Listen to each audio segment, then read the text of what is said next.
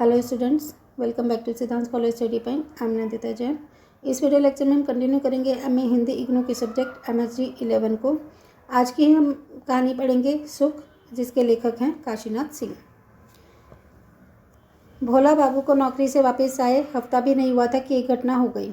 वे कमरे में पड़े अखबार पढ़ रहे थे। एक शाम खिड़की से कोई किरण आई और उनके गंजे सिर पर पड़ी, जैसे वह किसी नन्हे बच्चे की हथेली हो, नरम और गद्देदार। भोला बाबू लेटे से बैठ गए। देखा, सूरज पहाड़ी के पीछे कहीं चला गया है और वह किरण उनके सिर पर ज्यों की त्यों रखी है। ठीक है, तो भोला बाबू हैं इस कहानी के मेन नायक। तो वो अपनी नौकरी से वापस आए, उन्हें एक हफ्ता भी नहीं हुआ था कि वो कमरे में अखबार पढ़े थे।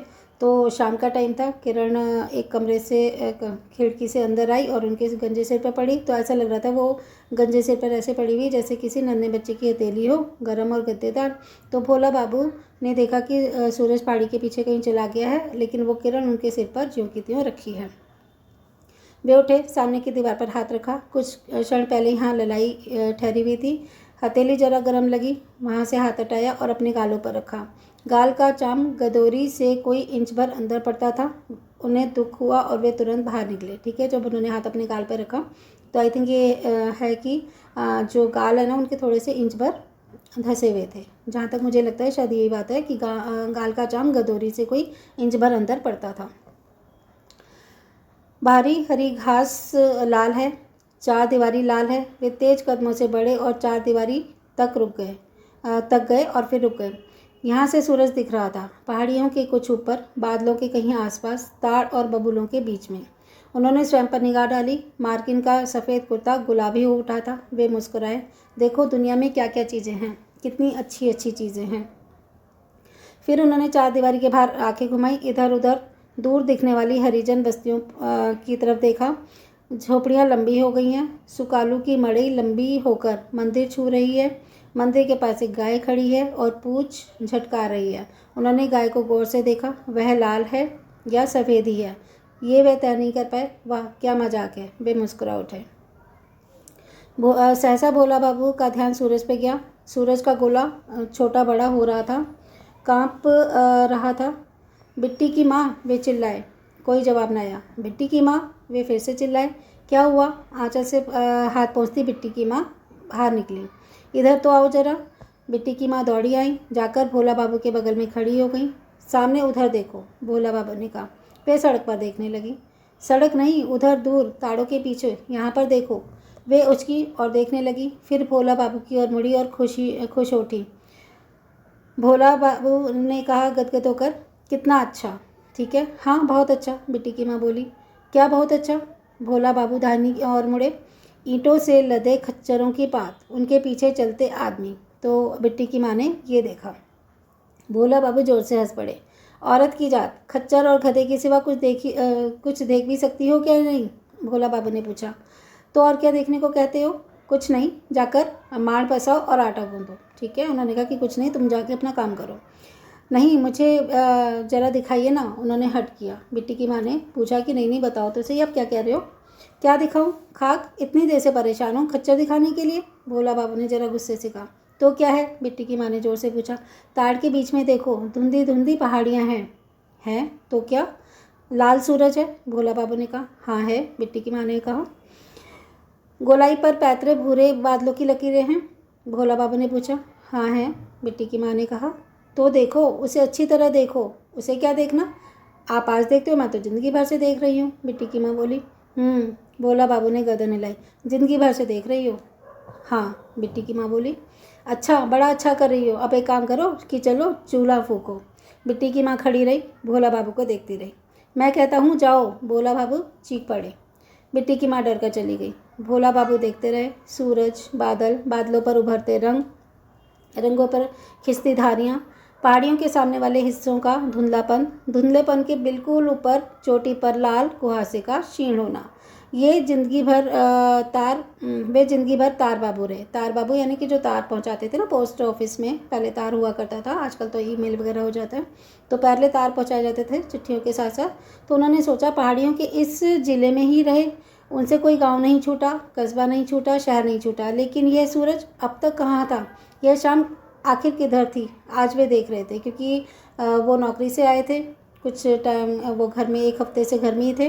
तो पहले अपने काम में इतने फंसे रहते थे कि हर कस्बे में, हर गांव में, हर सब जगह उन्होंने तार बांटे, लेकिन कभी इस चीज़ की तरफ नहीं देखा। आज फुर्सत में थे तो उन्होंने देखा ये सब क्या है, कि ऐसा सूरज कहाँ था, आखिर शाम कहाँ थी, जिसे आज वो देख रहे हैं, क्योंकि कभी ध्यान ही नहीं किया, काम में इतने बिजी रहते थे। उन्होंने अपने पीछे किसी बच्चे के किलकने की आवाज़ सुनी। कौन? नीलू? भोला बाबू ने पूछा। नीलू कूदता हुआ आया। नीलू उनका बेटा है। और सब कहाँ हैं? खेल रहे हैं, नीलू बोला। कहाँ खेल रहे हैं? नीलू ने मकान के पीछे वाले मैदान की ओर संकेत किया। अच्छा जाओ, दौड़ो तो सबको बुला कर लाओ। नीलू दौड़ गया। भोला बाबू सूरज को देखते रहे, कभी इधर से, कभी उधर से, कभी उचक्कर, कभी झुककर। उन्होंने खुश होकर तालियां बजाई। उन्हें लगा गोले का ऊपर हिस्सा, जिसके एक किनारे पर काले बादल की पतली लकीर है, वह डूब रहा है। सूरज की किरणें अब उधर नहीं हैं, न मैदानों में, न हरे खेतों में, न झोपड़ियों पर। वे बादलों के पीछे से ऊपर आकाश की ओर जा रही हैं, प्रकाश की कई धाराओं में, कई रंगों में। तो प्रकृति इतनी खूबसूरत है ना, अगर हम उसको ध्यान से देखें ना, तो हमें भी अलग अलग चीज़ें, अलग अलग रंग दिखाई देंगे। लेकिन हम अपने जीवन में इतने फंसे रहते हैं जीवन के कामों में, तो हम इन सब चीज़ों को बहुत मिस करते हैं। तो वही मिस किया था भोला बाबू ने, जिसे वो आज देख पा रहे थे। नीलू? वे पीछे मुड़कर चिल्लाए। कोई नहीं दिखा। सबके सब कहाँ गुम हो गए हों? वे बुदबुदाए। अरे ओ, कौन जा रहा है? उन्होंने फिर से पूछा। सामने वाली सड़क से एक ऊँट जा रहा था। उस पर गंदी कमीज पहने एक आदमी बैठा था और निश्चिंत ही वो बीड़ी पी रहा था। हम तुम्हीं से कह रहे हैं, भोला बाबू बोले। उसने सिर घुमाकर इधर देखा। जरा सामने ताड़ों के बीच तो देखो, वहाँ क्या है? ऊँट वाला उधर देखता हुआ आगे बढ़ गया। तो साले, भोले बाबू के मुंह से निकला। मतलब उन्हें गुस्सा आएगी, कोई कुछ देख क्यों नहीं रहा? मैं कितनी अच्छी चीज़ उन्हें दिखाना चाह रहा हूँ, लेकिन कोई कुछ नहीं देख रहा। सूरज डूब गया। वे वहाँ से हट गए, आराम कुर्सी पर चुपचाप बैठ गए। उनका मन उदास हो गया। चाय का प्याला आया, सामने की मेज़ पर रख दिया। उन्होंने आंखें खोली। सामने बिट्टी की माँ खड़ी थी। जरा धोती और छड़ी तो ले आना। क्यों, कहीं जाइएगा? बिट्टी की माँ ने पूछा। भोला बाबू ने कोई जवाब नहीं दिया। धोती और छड़ी आ गई। धोती पहनी, छड़ी ली और चल पड़े। यह ऐसी बात नहीं थी जो यूं ही छोड़ दी जाए। उन्होंने विचार किया। वे आज चलेंगे और कहेंगे, सबसे पहले माधव के यहाँ चलेंगे। माधव मुख्तार जो है, सब कुछ समझता है, बूझता है, फिर उसे लेकर कहीं और जाएंगे। भोला बाबू पकड़ी के पास से मुड़ने को हुए तो सामने देखा, बीज गोदाम है। कहीं से जिलेदार साहब भी आ गए और दूसरे लोग भी। वे अंदर गए। आइए आइए तार बाबू, बैठिए, जिलेदार साहब बोले। भोला बाबू ने कुर्सी खींची और बैठ गए। उन्होंने बूढ़ी आंखों से घूर कर देखा। कई नए चेहरे हैं। उनके आने से बातों में थोड़ी बाधा पड़ी, क्योंकि वो आ गए थे, तो जो वो लोग बैठे थे उनकी बातों में थोड़ी सी बाधा पड़ी। कहिए, कुछ परेशान से हैं? जिलेदार ने पूछा। परेशान तो क्या, लेकिन हूँ ही। भोला बाबू ने हंसने की कोशिश की। फिर बातें चल पड़ी। जिलेदार साहब ने कहा, इस साल नहर में खूब मछलियाँ आई हैं। जिलेदार साहब, अगर आपको मछलियों से शौक है तो एक काम करें। एक आदमी ने कहा। क्या? जिलेदार साहब ने पूछा। आप रात के छलके पर जाल लगवा दें। हाँ साहब, मछलियाँ रात में चढ़ती हैं, दूसरे ने समर्थन किया। भोला बाबू के लिए अच्छा मौका था। वे आगे थोड़े उछक आए। तो क्यों ना जाल शाम को ही लगवा दिया जाए? भोला बाबू ने कहा। हाँ, ऐसा भी कर सकते हैं, जिलेदार साहब ने कहा। और शाम भी कब? भोला बाबू आगे बोले। जब सूरज डूब रहा हो। अरे शाम वाम से कुछ नहीं होता। मछलियों के चढ़ने का समय आधी रात और भिन्नुसार है। मतलब आधी रात और उसके बाद का है, पहले ने कहा, जो पहला आदमी ने जिसने सजेस्ट किया था कि जाल लगवा देना चाहिए। बल्कि भिन्नुसार सबसे अधिक, यह सबसे बढ़िया टाइम है जब जाल लगवाना चाहिए। भोला बाबू फिर कुर्सी की पीठ के सहारे हो गए, यानी कि जो थोड़े से आगे चक्कर आए थे वो पीछे हो गए। बात हाथ से में आकर फिसल गई। इसका उन्हें बहुत दुख हुआ। वे चुप हो गए। इतने लोगों के आगे कहना ठीक नहीं होगा। उन्होंने सोचा, अकेले में हो तो कहा जाए। वे धैर्य से प्रतीक्षा करने लगे, लेकिन वहाँ से किसी ने टलने का नाम ही नहीं लिया। तो वो बस ऐसे ही बैठे रहे। जिलेदार साहब, भोला बाबू ने चिल्लाकर कहा। जिलेदार साहब ने सिर घुमाया कि हाँ भाई, क्या बात है? आपसे एक ज़रूरी बात करनी है, भोला बाबू ने कहा। मुझसे? जिलेदार साहब गंभीर हो गए। अच्छा। उन्होंने कहा, चलो ठीक है, बताओ। भोला बाबू उठे। उन्होंने संकेत किया। जिलेदार साहब भी उठ खड़े हुए। भोला बाबू उन्हें माल गोदाम के नीचे ले गए, बिल्कुल एकांत में। जिलेदार साहब, भोला बाबू बोले, अब आपसे क्या छिपाना, और आप तो खुद ही समझदार हैं। अरे तार बाबू, कैसी बात कर रहे हो? क्या बात है? जिलेदार साहब ने पूछा। भोला बाबू क्षण भर के लिए रुक गए, फिर कहा, आप तो रोज़ शाम को टहलते हैं? हाँ, जिलेदार साहब ने कहा। रात गए लौटते हैं? भोला बाबू ने पूछा। हाँ, जिलेदार साहब ने कहा। आज आपने सूरज देखा होगा? भोला बाबू ने फिर पूछा। हाँ, देख रहा था, जिलेदार साहब बोले। भोला बाबू थोड़ी देर तक जिलेदार साहब को ललचाई आंखों से देखते रहे। उन्हें खामोश पाकर बोले, आज का सूरज ऐसा लाल, ऐसा खूबसूरत कि आपसे क्या कहूँ, सारी धरती लाल हो गई थी। जिलेदार साहब, आपने देखा था ना? ऐसी कोई नई बात नहीं है, ऐसा तो रोज़ होता है, मौसम की तरह ही है, जिलेदार साहब ने कहा, क्योंकि उनके लिए कोई ऐसा नया सा नहीं लगा। नहीं साहब, रोज़ कैसे होता है? भोला बाबू विस्मित से हुए, मतलब उन्हें आश्चर्य हुआ भोला बाबू को कि रोज़ कैसे होता है। खैर, जिलेदार साहब ने लापरवाही से कहा, बात क्या है यह कहिए। भोला बाबू चुप ही रहे। उनके उत्साह को कुछ धक्का लगा, उन्होंने सिर झुका लिया और चल पड़े। आखिर बात क्या है? जिलेदार साहब ने पूछा। अब आपको क्या बताएं साहब, उन्होंने धीरे से कहा। वे सीधे बाजार में निकले। उन्हें लगा कि इनसे भी कुछ कहना बेकार है, मतलब जिस फीलिंग को वो जिस बात को वो फील कर पा रहे थे, महसूस कर पा रहे थे, ऐसा कोई भी नहीं कर रहा था। सबको रूटीन की चीज़ें लग रही थी, क्योंकि आज वो ज़रूरत से ज़्यादा खाली थे, शायद इसलिए उन्हें ये सब अच्छा लग रहा था। और बाकी सब लोग अपने अपने कामों में, रूटीन में बिजी थे, इसलिए उन्होंने किसी ने इस बात पर ध्यान नहीं दिया। वे सीधे बाजार में निकले। बाजार का वह हिस्सा खुला हुआ है, सड़क पर रोशनी है, लोग हैं परिचित अपरिचित, कुछ लोग जानने वाले हैं, कुछ लोग ना जानने वाले हैं जिनको वो नहीं जानते। लेकिन भोला बाबू अपनी राह चले जा रहे थे। उन्होंने सूरज के बारे में किसी से नहीं कहा, जबकि बहुतों से कहना था। वे दुखी हो गए। दुखी इस बात से थे कि जिलेदार साहब के यहाँ बरबस चले गए। जिलेदार को लोग बहुत योग्य और बुद्धिमान कहते थे, वे भी मानने लगे थे। लेकिन आज उनकी पोल खुल गई। अगर उन्होंने सूरज ना देखा तो एक बात थी, किंतु उन्होंने देखा है और मज़े से देखा है। या सूरज नहीं देखा होता ना तो और बात थी कि चलो देखा ही नहीं तो उसकी लालिमा उन्हें समझ नहीं आई, लेकिन देखा है और बहुत मज़े से देखा है, फिर भी उस बात को नोट नहीं कर पाए। ऐसा भोला बाबू सोच रहे थे। फिर भी भोला बाबू इस नए सिरे से सोचने पर बाध्य हुए और उन्होंने सोचा भी, ऐसी बात नहीं जिसे सब समझ लें। इस विचार से उन्हें और पीड़ा होने लगी, किंतु वे धीरे धीरे संतोष करने लगे। हालांकि जिलेदार साहब ज़्यादा पढ़े लिखे हैं, लेकिन पढ़ाई से क्या होता है? वास्तव में देखा जाए तो पढ़ाई और समझ दो चीज़ें हैं, और ख़ास तौर से ऐसी बातों के लिए उम्र और तजुर्बा चाहिए। जो वो देख रहे थे, जो महसूस कर रहे थे, उसके लिए उन्होंने कहा कि ऐसा सिर्फ पढ़ाने से नहीं आता, पढ़ाई और समझ अलग अलग चीज़ें हैं, और समझ के लिए उम्र और तजुर्बा दो चीज़ें चाहिए होती हैं। भोला बाबू अब माधव वाली गली में मुड़ने को वे देखा, हाथ में बाल्टी लिए दूसरी गली से माधव निकल रहे हैं। वहाँ कुछ अंधेरा था। माधव, उन्होंने पुकारा। बाबू, मैं हूँ सोहन। अच्छा तुम हो? खैर कोई बात नहीं। उन्होंने सोहन को बुलाया। उन्हें लगा था कि माधव निकल रहा है, लेकिन वो सोहन था। उन्होंने कहा मैं तो सोहन हूँ। तो उन्होंने कहा ठीक है, कोई बात नहीं, आओ। मुख्तार साहब तो दोपहर से ही बाहर हैं, सोहन ने बताया। कि माधव, जो कि मुख्तार साहब हैं कोर्ट कचहरी में, तो उन्होंने कहा कि भाई सोहन ने कि वो तो दोपहर से ही बाहर हैं। कहाँ गए हैं? भोला बाबू ने पूछा। किसी गाँव में, कोई मौका देखने। अच्छा, दोपहर से ही गायब हैं? भोला बाबू ने फिर पूछा। हाँ, सोहन ने कहा। तब फिर उन्होंने सूरज कहाँ से देखा होगा? भोला बाबू ने विचारा। फिर उन्होंने सोहन की उम्र और अनुभव को गौर किया कि सोहन की उम्र क्या है, उसका क्या अनुभव हो सकता है। तुम शाम को क्या करते हो?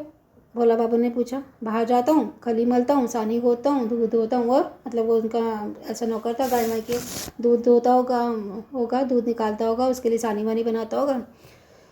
सूरज देखते हो या नहीं? भोला बाबू ने पूछा। सूरज? सोहन ने विस्मय से पूछा। मतलब उसे लगा कि सूरज क्यों पूछ रहे हैं ऐसा। तुमने आज सूरज देखा था? भोला बाबू ने पूछा। कौन सूरज? सुरजा तेली। तो मतलब उसने सोचा कि सूरज किसी आदमी के बारे में बात करते हैं। कहते हैं सुरजा तेली के बारे में पूछ रहे हो क्या? नहीं कोलू, बेवकूफ़। भोला बाबू खींच उठे। उन्हें लगा कि मेरी बात कोई समझ ही नहीं रहा। सोहन हंसने लगा। बाबू, मैं गंवार आदमी हूँ, क्या जानूँ, किसको पूछते हो? मैं आसमान के सूरज की बात कर रहा हूँ, भोला बाबू ने कहा। हाँ बाबू, देखा था। सोहन बोला। कुछ खास लगा तुम्हें? भोला बाबू ने फिर पूछा। मतलब? सोना ने दीनता प्रकट की। उसे लगा कि नहीं, मतलब ऐसा तो कुछ नहीं है। तो कुछ गोल गोल, कुछ लाल लाल। भोला बाबू ने सोहन को की सहायता की कि शायद वो कुछ आगे सोचे। तो वो कहता है हाँ तो ठीक है, कुछ गोल गोल, कुछ लाल लाल। तो क्या? भोला बाबू को गुस्सा आया। उन्होंने कहा तो तुम्हारा सिर, और भैंस पालो, उन्होंने क्रोध से कहा। वे लौट पड़े। इस बार भोला बाबू की रही सही आशा भी खत्म हो गई। आखिर लोग कैसे होते जा रहे हैं, वे झल्ला उठे। बाहर आकर उन्होंने फाटक खोला। वहाँ आकर उन्होंने फाटक खोला, अंदर गए, छड़ी रखी और बिस्तर पर गिर पड़े। अब वो वापस आ गए थे अपने घर। हाय, दुनिया कितनी बदल गई है, उन्होंने बार बार सोचा। कल शाम होगी, वे सभी लोग मुझे बुलाएंगे, सूरज दिखाएंगे और समझाएंगे कि देखो दुनिया में चूल्हा वे सभी लोगों को बुलाएंगे। उन्होंने सोचा कि कल फिर से शाम होगी, वे सभी लोगों को बुलाएंगे, सूरज दिखाएंगे और समझाएंगे कि देखो दुनिया में चूल्हा, योजना, कचहरी, दूध ही सब कुछ नहीं है, सूरज भी है, पहाड़ियों के ऊपर होता है, तारों के बीच में होता है, फिर और फिर कांपता है, फिर एक क्षण भी आता है और जब वह पहाड़ियों के पीछे चला जाता है, डूबने से पहले एक मुलायम किरण तुम्हारे गंजे सिर पर छोड़ जाता है। अचानक उन्हें याद आया कि वे अपना हाथ सिर पर ले गए। कुछ याद आया उन्हें कि उन्हें लगा था ना पहले किरण उनके सिर पर आ गई थी, तो वे अपना हाथ सिर पर ले गए, टटोला। वह हिस्सा बिल्कुल ठंडा था क्योंकि अब तो सूरज की गर्माई हट चुकी थी।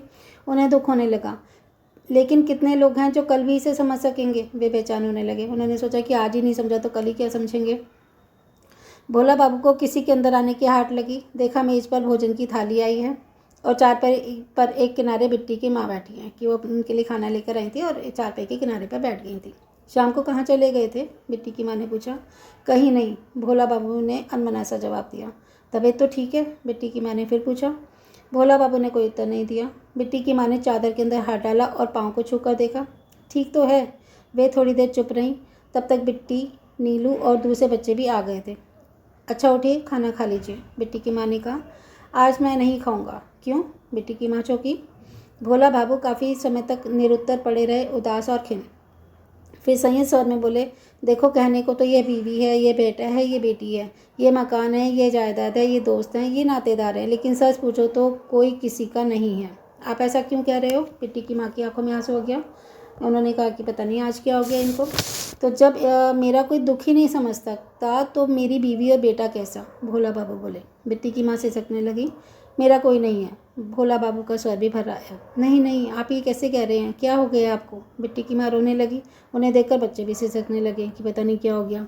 इसमें रोने की क्या ज़रूरत है? तुम सब जाओ, खाओ पियो, बस मैं नहीं खाऊंगा, भोला बाबू ने भीगी आवाज़ में कहा और करवट लेकर लेट गए। बिट्टी की माँ ने बच्चों को का मुँह देखा और जोर से रो पड़ी। बच्चे भी चिल्ला पड़े। भोला बाबू भी तकिए में सिसकने लगे। फिर वे कोने के सारे उठ बैठे। बिट्टी की माँ, आखिर क्यों? यह सब क्यों? उन्होंने बिट्टी की माँ को झिझकोरा। बिट्टी की माँ और जोर से रोने लगी। भोला बाबू देखते रहे और सहसा फूट फूट कर रोने लगे। रोने वालों में सबसे ऊंचा और दुखी स्वर भोला बाबू का था।